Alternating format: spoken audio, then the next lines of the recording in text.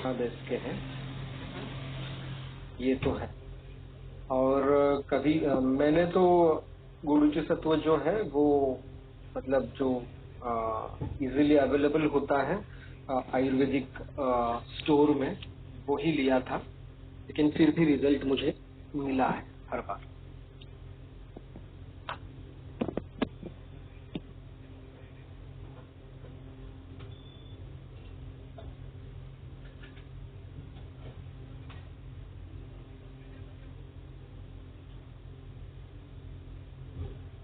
Sir Bronco dilator के लिए inhalation में क्या लाया आयुर्वेद में?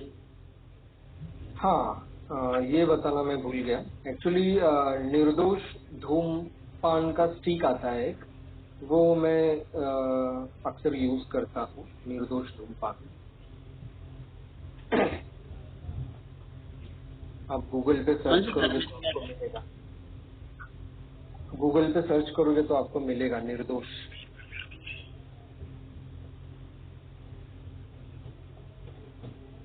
सर पानी में वो अमृत धारा या कनकासव कुछ ड्रॉप डाल के उसके भी इनहेलेशन देते हैं ना? हाँ, अमृत धारा का भी रिजल्ट अच्छा है।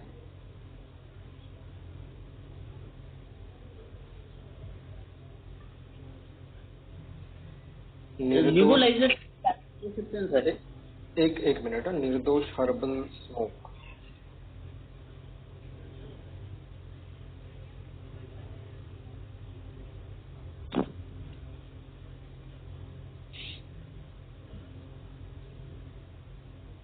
हाँ, नेबुलाइजेशन का क्या बोले आप? अमृत धारा निबुलाइजेशन में भी डाल सकते हैं ना, ये डियोलिन और इसकी जगह अत्तालिन की जगह।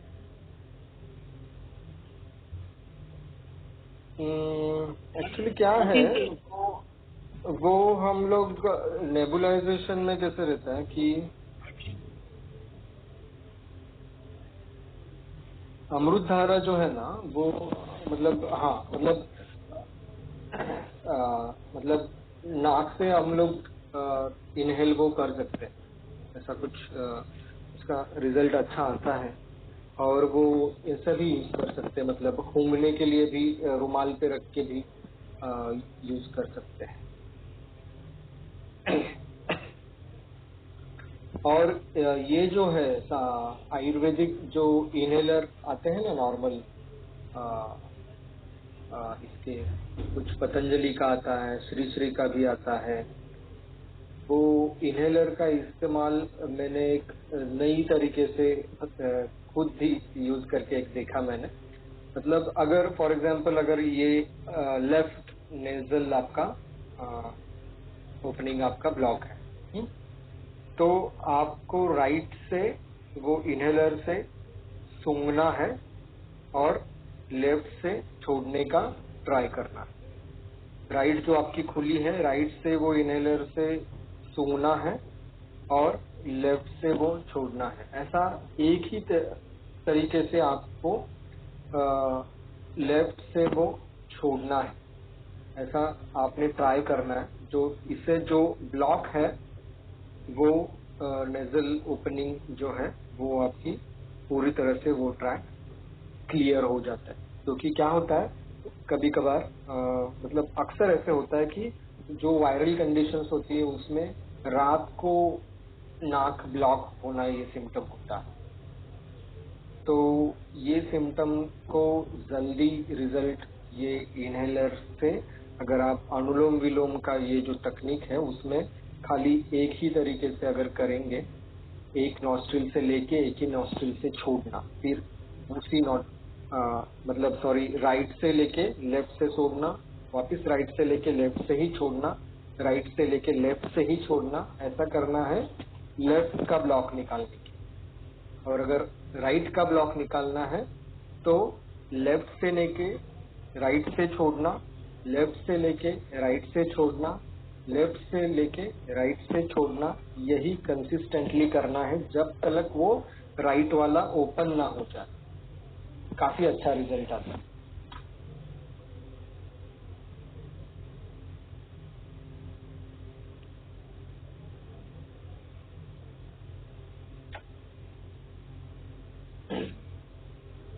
और जो इनहेलर है वो अलग अलग इनहेलर लेके रखने हैं। हर घर के हर किसी मेंबर का नाम डाल के वो पर्सनली उनके लिए ही रखना है, एक दूसरे का यूज नहीं करना है।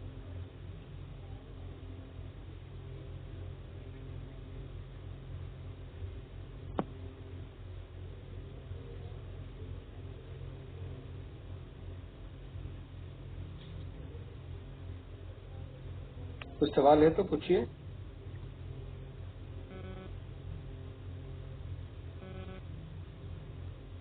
पाँच बजे मेरा और एक मीटिंग है सत्कर्म के बारे में, तो वो किसी को अटेंड करना है तो कर सकते हैं,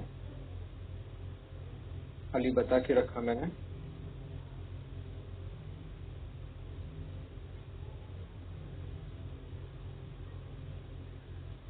कुछ सवाल है तो पूछिए। हाँ बोलिए। सर एक केस है, स्त्री रुग्ण है, 50 साल उम्र है उनकी। तो उनकी हिस्ट्री ऐसी है कि अभी उनको दक्षिण जानु संधि पे थोड़ा सा श्वित्र जैसा दिख रहा है, लेकिन इनकी हिस्ट्री कैसे है कि बचपन में इनको 12 वर्ष की आयु में 1 महीना ज्वर था। तो ज्वर था तो उस समय वो डॉक्टरों को भी कुछ पता नहीं चल रहा था। वो रोज 2 दिन के बाद ब्लड टेस्टिंग करते थे, उनको लगता था शायद मलेरिया है या क्या है, लेकिन वो लास्ट तक उनको कुछ पता नहीं चला। लास्ट में किसी तो दूसरे एमडी कंसल्टेंट ने उनको पता नहीं एक गोली दी तो वो चला गया उस समय, लेकिन 1 महीना वो ज्वर था, वो हिस्ट्री है। और उसके बाद वो ज्वर कैसे शुरू हुआ था, तो वाम जानु संधि शूल और उसके नीचे का पांव शूल हुआ था सुबह के समय, 4-5 बजे के समय, सुबह के समय। और उसके बाद वो ज्वर शुरू हुआ था। तो वो ज्वर 1 महीना रहने के बाद वो चला गया। उसके बाद पेशेंट को कुछ भी नहीं था, एकदम ठीक थे। उसके बाद 21 वर्ष की आयु में उनको वो थोड़ा सा दिखना शुरू हुआ, लेकिन किसी को दिखाया था, वो बोले नहीं कोई विटामिन की कमी होगी, इसलिए वो एकदम फेंट ऐसे एक रेश में दिख रहा था वो। और तो फिर वो उन्होंने बाद में उस पर ज्यादा ध्यान नहीं दिया। और बाद में फिर 24 वर्ष की आयु में उनकी शादी होने के बाद में वो जो उनके 2 बच्चे हुए वो सीजर होके हुए। तो पहला बच्चा तो ठीक है, लेकिन दूसरी जो लड़की हुई वो 4 महीने की आयु में उसकी मृत्यु हो गई। वो उसको जो भी कुछ इन्फेक्शन हुआ या वो कंजेनाइटल ही उसको कुछ तो कार्डियक प्रॉब्लम था ऐसे बोले बाद में डॉक्टर करके हुआ था वो। उसके बाद उनके 32 वर्ष नहीं 34 वर्ष की आयु में थोड़ा सा आवयुक्त मल प्रवृत्ति हुई थी, तो वो उन्होंने दवाई लेके वो उपचय हो गया था, आयुर्वेदिक की दवाई ली थी। अभी 50 वर्ष की आयु है, तो मेंसेस उनकी मुझे कभी 4 महीना बंद होती है फिर आती है, ऐसे मतलब जाने के कंडीशन में है मेनोपॉजल की।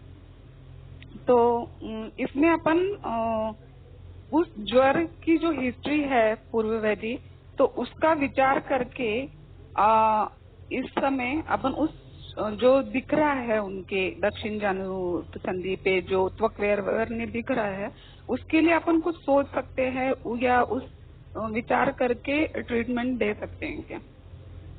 नहीं, ये केस में पहले ये देखना पड़ेगा जो दक्षिण जानु में जो श्वित्र का जो आपको दिख रहा है वैवर्ण्य, तो उसको श्वित्र के लिए उनमें जो हेतु है वो हेतु कुछ आपको मिल रहे हैं क्या, ये ज्वर का अगर छोड़ देंगे किस्सा तो? हाँ, हेतु उनमें मैंने सब पूछे उनको हेतु, तो उनकी लाइफस्टाइल बहुत ही अच्छी है, मतलब सुबह जल्दी उठते हैं, सब कहते हैं बाहर का कुछ खाते नहीं है ज्यादा, विरुद्ध अन्न भी नहीं। 21 साल में जब उनको श्वित्र का वो पैच दिखा 21वें साल में, उसके पहले 2 साल, लगभग 2 साल की दिनचर्या उनको पूछनी पड़ी। हाँ, तो उस समय वो कॉलेज ही कर रहे थे, तो उस समय तो उस समय भी वो जल्दी उठते थे, ये करते थे। और उस समय में विरुद्ध तो कुछ किया नहीं, क्योंकि वो हॉस्टल में रहते थे। तो जो भी उनको सुबह के समय दूध आता था तो केवल ही दूध लेते थे वो, उसके साथ कुछ लेते नहीं थे। और डब्बा आता था फिर मेस का, तो दोपहर में वो डब्बा ही खाया जाता था उनसे 10 बजे या जो भी है। तो वैसे विरुद्ध कुछ हुआ नहीं है। कभी कभार उनके शादी होने के बाद थोड़े कभी कभार दूध या चपाती खाई होगी, उतना ही, नहीं तो वैसे विरुद्ध कुछ दिखा नहीं उनमें। क्योंकि क्या होता है, हॉस्टल का खाना जब खाते हैं ना, तभी ज्यादातर विरुद्ध आहार होने के चांसेस रहते हैं। मिल्क शेक्स वगैरह ऐसा कुछ खाने में आना, या जब खाने में ये होता है, फॉर एग्जांपल स्वीट डिश रहेगी मेस में, जो संडे या कुछ रहता है, तो उस दिन स्वीट डिश रहेगी, और उसी वो डिश, स्वीट डिश जब है तब भी खाने में अगर उनके नमक है या अचार है या पापड़ है, ऐसा कुछ रहेगा ना, तो ये विरुद्ध आहार बन जाता है। हाँ, नहीं वैसे भी पूछा मैंने, क्योंकि वो रहते थे, उनका कॉलेज था सोलापुर साइड में, तो वृक्ष प्रदेश, और वैसे उनका जो मेस का डब्बा था तो उसमें भी वैसे कुछ नहीं था। और आएगा भी तो कितना, संडे को कभी कभार आएगा तो आएगा, अपन सोच भी ले वैसे तो ऐसे रोज। हाँ, और उनकी फैमिली भी मीडियम क्लास से थी, तो इसलिए वो वैसे लाइफस्टाइल भी नहीं थी कि वो रोज जाके रोज क्या, कभी खाया भी नहीं है। उनको पूछा मैंने, मतलब मिल्क शेक वगैरह ऐसे लेते थे या कुछ विरुद्ध ऐसे होता था, तो वो बोले नहीं, क्योंकि मेरे पिताजी से हम पैसे जो आते थे तो उस समय हमको हॉस्टल में भी ज्यादा फी नहीं थी और वैसे भी नहीं, तो 500 रुपए हमें हमारा महीना कट जाता था। बोलने लगे तो 500 रुपए में वो क्या लेने वाले हैं।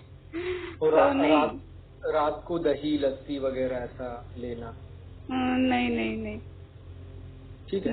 एक्चुअली क्या है, ज्वर का और ऐसा श्वित्र का तो ऐसा डायरेक्ट रिलेशन तो मुझे कुछ नहीं लग रहा है।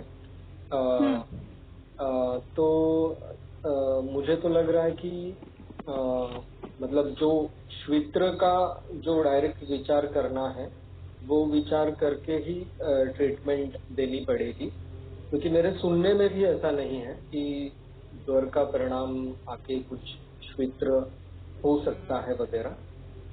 तो कुछ रेफरेंस मिला मुझे ठोस तो मैं बताऊंगा, नहीं तो अभी तो लग रहा है फिलहाल ये डायरेक्ट श्वित्र ओरिएंटेड ही चिकित्सा इसमें देनी पड़ेगी।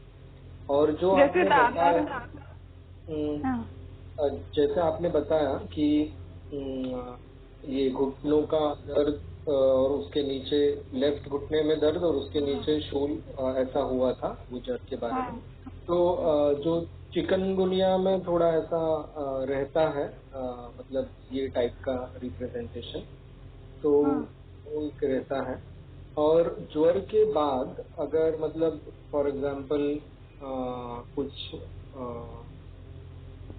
उनको वापस कुछ वात रक्त की संप्राप्ति जुड़ी हो या कुछ ऐसा रहता तो कुछ अलग बात थी, लेकिन कुष्ठ उन्होंने उसमें और क्या बताया कि जो वाम जानू पे जो शूल हुआ था और वो जो उस समय 1 महीना जो ज्वर होने के बाद ना, वो जानू जो था वो उस पे शोथ दिखता था, मतलब दर्द वगैरह नहीं होता था लेकिन वो शोथ दिखता था।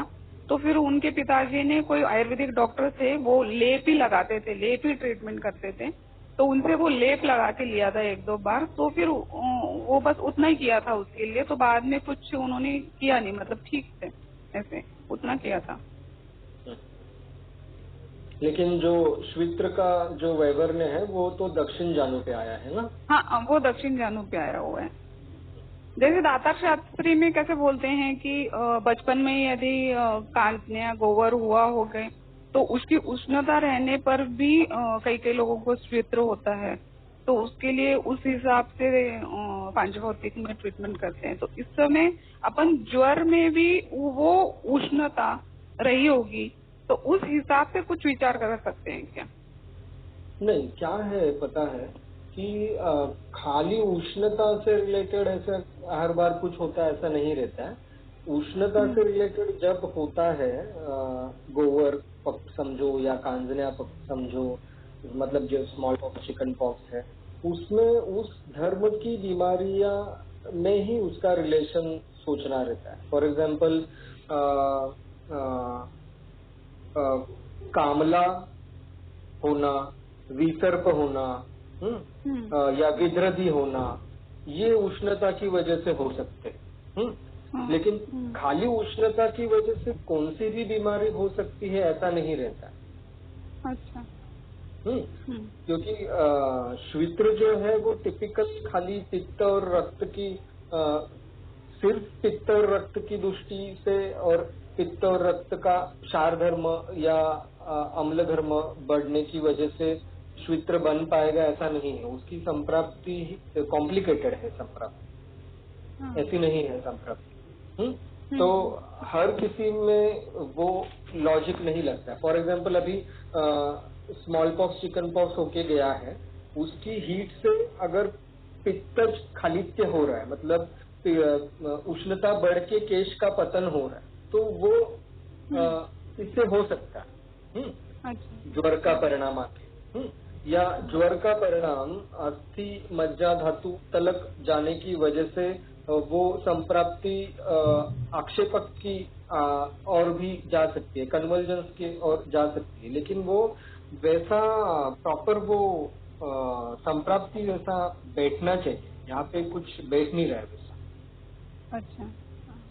अभी और उन्होंने क्या बताया कि उनको आयुर्वेदिक में भी जो भी चिकित्सा यदि लेंगे या किसी वैद्य ने यदि उनको उनकी नाड़ी देख के यदि उनको लगा कि ये शायद कफ प्रकृति की है तो ज्यादा ही उष्ण दवाई दे दी, या पित्त है सोच के यदि ज्यादा ठंडी दवाई दे दी, तो वैसी दवाई भी नहीं चलती उनके शरीर को अभी।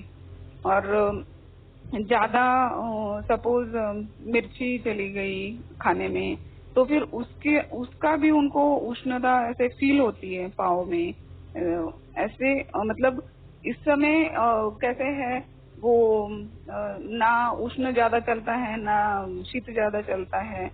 थोड़ी सी कैसे वातज प्रकार के लक्षण कैसे दिखते हैं वैसे थोड़े से उनमें दिखाई देते हैं, मतलब ऐसे।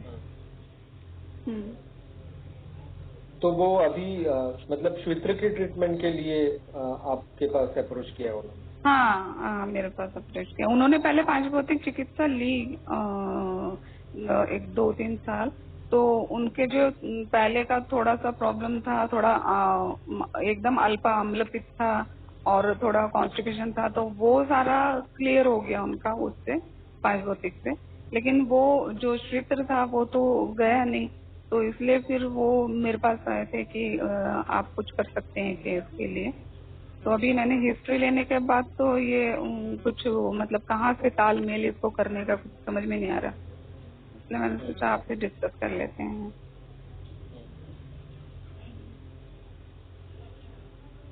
नहीं, आपको मतलब पूरा ही मतलब ज्वर से तो मुझे डायरेक्ट रिलेशन नहीं लग रहा है। आपको ये श्वित्र का ही डायरेक्ट जो ये है निदान है उसके अनुसार ही ट्रीटमेंट देना पड़ेगा ऐसे लग रहा है। और जो है अम्ल पित्त कॉन्स्टिपेशन वगैरह ये जो चीजें हैं, क्रोनिक कॉन्स्टिपेशन अगर रहेगा तो उसकी वजह से भी उसका मतलब रिलेशन मतलब संबंध आ सकता है। तो मतलब जो टॉक्सिन्स है वो कॉन्स्टिपेशन की वजह से वो जाते नहीं है ना शरीर से बाहर, तो उसका परिणाम एक रक्त धातु विकृत होने में हो सकता है। क्योंकि बहुत सारे पेशेंट्स ऐसे होते हैं जो अल्टिकेरिया के भी होते हैं। अगर सिंपल एग्जांपल ले तो उनमें क्रोनिक कॉन्स्टिपेशन मेन अगर उनका काफी सालों से क्रोनिक कॉन्स्टिपेशन होगा तो वो क्रोनिक कॉन्स्टिपेशन उनका एक कॉजेटिव फैक्टर बन जाता है। तो मतलब डिसीज का जो डिसीज है कौन सा भी उसका एग्रीवेटिंग फैक्टर क्या है और कॉजेटिव फैक्टर क्या है, ये ढूंढना जरूरी रहता है। फॉर एग्जाम्पल अगर पाइल्स फिशर है, तो पाइल्स फिशर है तो पॉजिटिव फैक्टर कॉन्स्टिपेशन मिलता है। तो जो फैक्टर हाँ, है, उनको बीच में अर्श भी हुआ था थोड़ा। तो ये सोचना पड़ता है। तो जो कॉन्स्टिपेशन ट्रीट करने वाली जो मेडिसिन है वो मेडिसिन यूज करेंगे तो उससे रिजल्ट मिलता ही है। मतलब और फॉर एग्जांपल अगर आपको मैं एक एग्जांपल देता हूँ।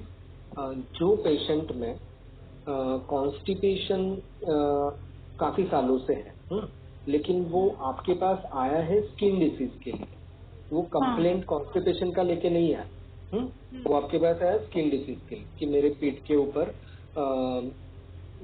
पीटिकाएं आती है बड़ी बड़ी और वो रेडिश और ब्लैकिश दाग गिरते हैं उस पीठ के ऊपर। मतलब मेरा ही एक पेशेंट है, उसका एग्जाम्पल दे रहा हूँ आपको मैं। तो उसकी उम्र रहेगी लगभग 30 ईयर्स। तो मैंने उसकी केस टेकिंग ली, तो कॉन्स्टिपेशन जो है वो मेन रीजन मिला जो उसने हाईलाइट करके बताया ही नहीं था।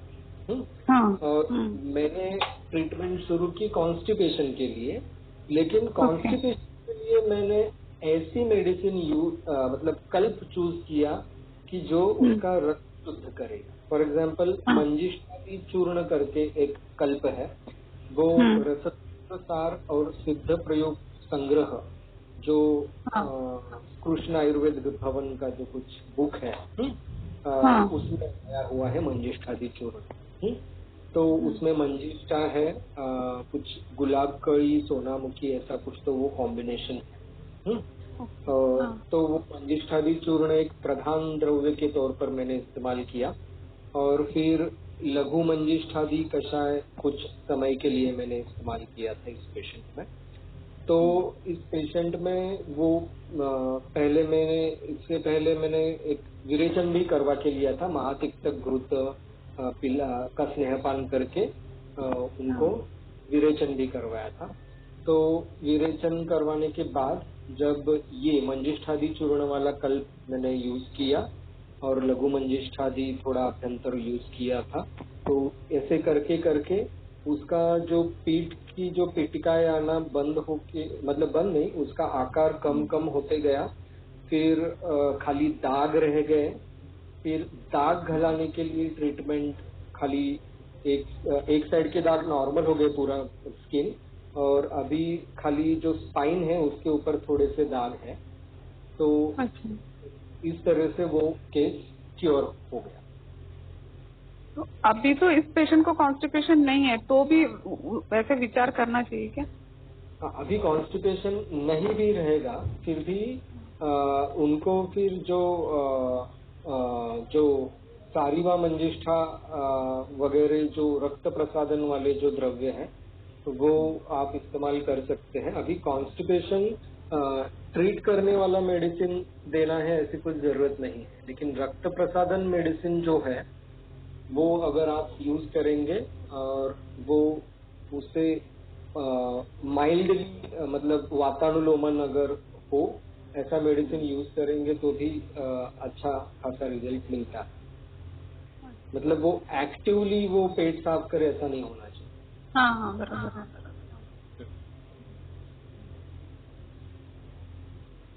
ऐसे ही कोई अर्श ट्रीट किया है और त्वचा क्लियर हो गई है, ऐसा कोई केस है? ऐसा तो नहीं है, लेकिन अरे 5 मिनट में रैप अप करते हैं। हाँ ठीक है ठीक है। एक बताता हूँ केस में,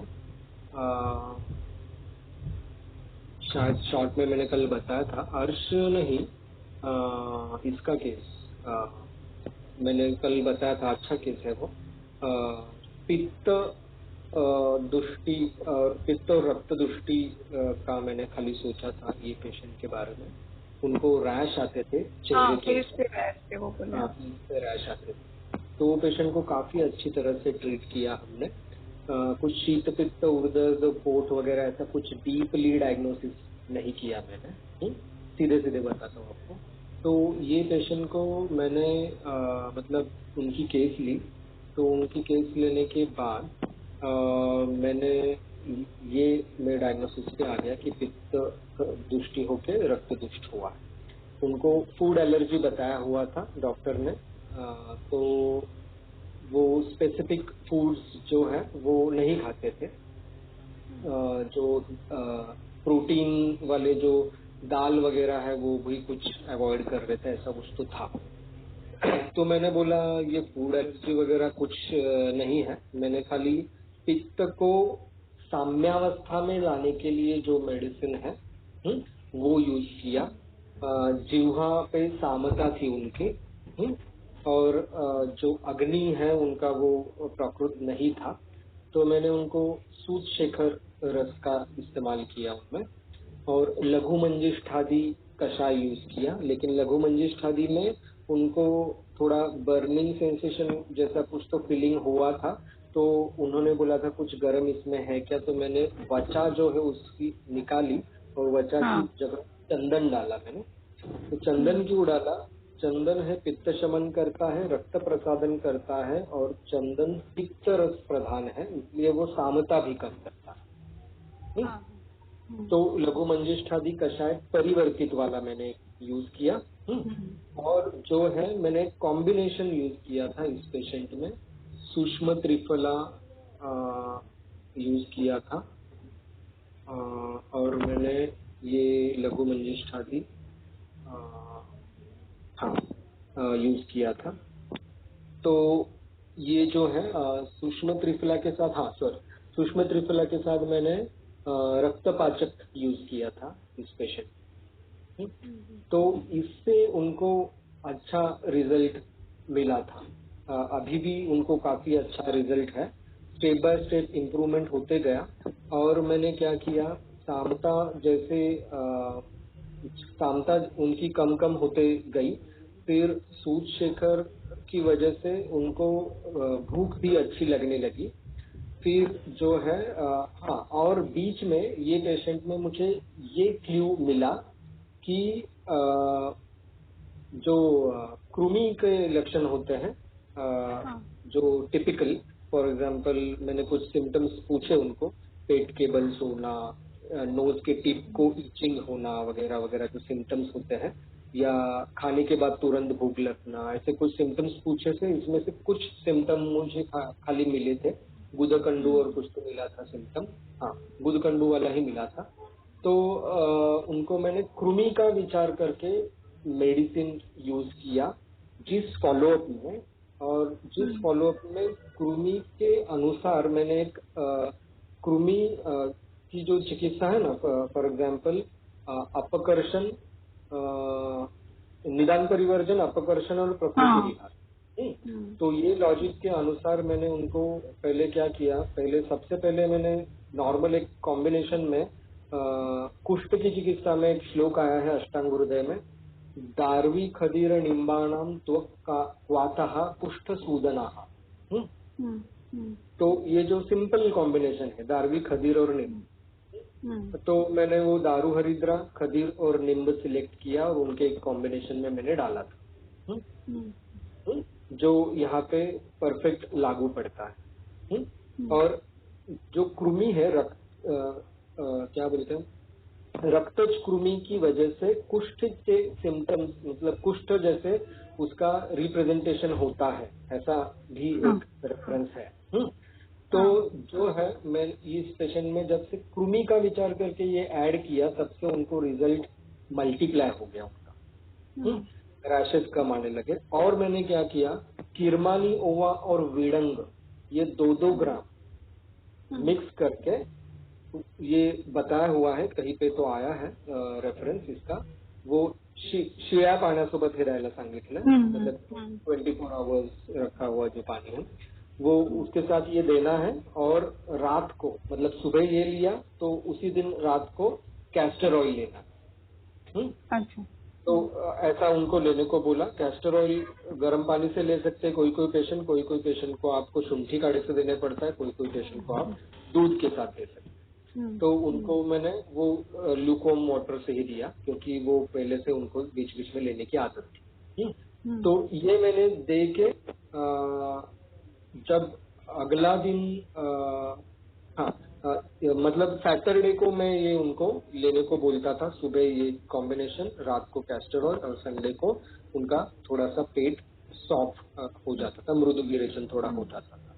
तो ये जब मैंने किया तो उसके बाद उनसे फीडबैक ये मिला कि ये करने के बाद के जो 15 दिन में मेडिसिन देता हूँ तो उसमें एक भी बार उनको रैश नहीं आता है या एकदम ड्रास्टिक चेंज दिखता, मतलब कम हुआ है।